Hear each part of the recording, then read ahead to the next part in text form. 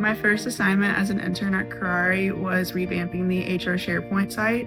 I was able to collaborate with folks across the organization to gather some information while also reviewing the policies and procedures we have in place.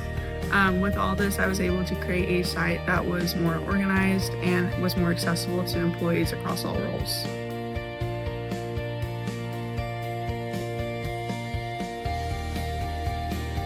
I realized Kuraray was a place I could begin my career when I saw just how invested the company was in my growth and development. From day one, I felt like I was giving meaningful projects, and I was also surrounded by peers and colleagues who genuinely wanted to see me succeed.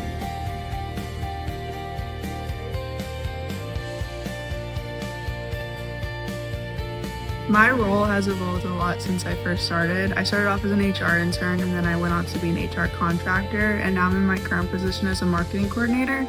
In each different role and position I've taken on, I feel like I've been given a little bit more responsibility, and I've been given the tools to build on and to develop the growth I want to see for myself.